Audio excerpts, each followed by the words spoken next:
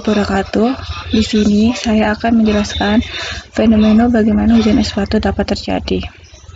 Sebelumnya, pengertian dari hujan es batu sendiri yaitu dalam ilmu metodologi disebut juga hail, yaitu presipitasi yang terjadi dari bola-bola es. Salah satu proses pembentukannya adalah melalui kondensasi uap air lewat pendinginan di atmosfer pada lapisan di atas level beku.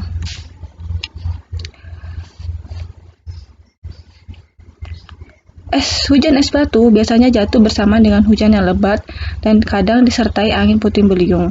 Nah, fenomena ini biasanya terjadi pada musim pancaroba, yaitu musim peralihan dari musim kemarau ke musim hujan ataupun sebaliknya. Ketika musim pancaroba, angin cenderung berubah-ubah dan lemah hingga menyebabkan pemanasan optimum yang menyebabkan suhu relatif panas. Hujan es batu sendiri biasanya berlangsung dengan sangat singkat, tergantung dari volume awan cumulonimbus dan terjadi daerah lokal saja. Berarti, misal di Indonesia terjadi hujan es batu, itu tidak seluruh Indonesia terjadi hujan es batu, tetapi di daerah-daerah tertentu saja. Datanya hujan es batu juga dapat dipantau, seperti ciri-cirinya yaitu sebelum hujan es batu suhu udara terasa panas, atau sehari sebelum hujan es batu udara terasa panas dan kemudian sebelum datanya terjadi hujan deras turun secara tiba-tiba disertai angin dingin di sekitar kita. Kadang juga terjadi angin yang kencang seperti angin puting beliung disertai dengan awan hitam. Sekarang, bagaimana hujan es batu terjadi? Yaitu karena adanya peristiwa penarikan uap air yang sangat dingin ke permukaan benih-benih es. Proses pengembunan yang sangat mendadak dapat membentuk ukuran-ukuran es yang sangat besar. Hal penting yang perlu dicatat dalam pertumbuhan atau pembesaran hail adalah panas laten pembekuan yang dilepaskan saat butir air yang diseberap membeku. Akibat panas laten tersebut, suhu dari hail yang tumbuh akan lebih hangat beberapa derajat dibandingkan suhu awan di sekitarnya.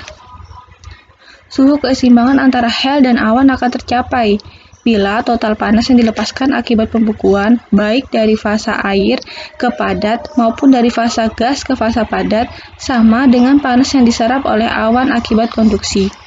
Dengan dicapainya keseimbangan suhu, maka tidak ada lagi transfer panas dari hal ke lingkungannya.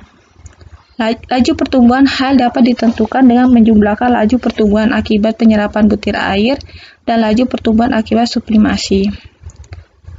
Hal di sini hanya akan terbentuk pada awan cumulonimbus yang topnya melewati freezing level atau ketinggian di mana suhu udara 0 derajat Celcius atau sekitar 16.000 kaki di wilayah Indonesia. Untuk terjadinya awan cumulonimbus, kondisi udara atau cuaca harus mendukung dengan labilnya lapisan udara, sehingga mudah terjadi proses konveksi, ditambah harus ada suplai uap air yang cukup, sehingga massa udara yang terangkat dari proses konveksi mengandung uap air yang banyak dan akan mempermudah terbentuknya awan cumulus yang berkembang menjadi awan cumulonimbus. Pertumbuhan awan cumulonimbus bisa disertai updraft yang kuat, maka hal dapat terbentuk. Menurut Rogers, updraft masuk pada level bawah dan naik ke zona yang disebut fault atau berbentuk melengkung. Akibat kuatnya updraft di zona fault, butir air tidak mampu membesar sampai ukuran yang dapat dideteksi radar. Bila presipitasi terbentuk di atas level fault, shear angin pada level tersebut akan menghalangi jatuhnya presipitasi ke zona fault dan memutuskan sirkulasi. Menurut House, updraft kuat dalam supercell memungkinkan terbentuknya hal yang sangat besar. Penampang vertikal dari sebuah supercell dapat dilihat dari gambar 1 yang menunjukkan struktur awan cumulonimbus dengan 3 tahapan pertumbuhan hal besar. Jatuhnya hal sampai tanah di Jakarta dengan suhu permukaan di atas 20 derajat Celcius, maka hal ukuran cukup besar dan bersifat kering saat masih di dalam awan.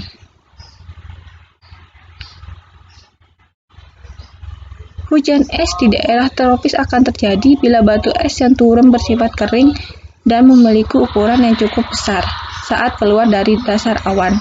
Hal ini mengingat bahwa suhu udara permukaan cukup tinggi, dan batu es masih bisa mempertahankan bentuknya dengan ukuran sekitar 3 mm dalam diameter saat sampai permukaan tanah. Sementara dalam perjalanannya dari awan ke bumi ke permukaan tanah, dari dasar awan tanah, batu es harus menyusut ukurannya akibat kontak dengan suhu udara yang cukup. Dampak hujan es. Diketahui bahwa hujan es bersifat sangat asam, sehingga dapat meracuni yang terkena hujan es tersebut. Selain hujan es tersebut contohnya saja tumbuh-tumbuhan pertanian. Selain itu, karena ukuran yang lumayan, dapat menghantam apapun yang ditimpanya, sehingga bisa menimbulkan korban jiwa, apalagi jika ukurannya sangat besar. Thank you. PPT ini dibuat berdasarkan pertama yaitu hujan es di Jakarta 20 April pada tahun 2000 yang ditulis oleh Karmini.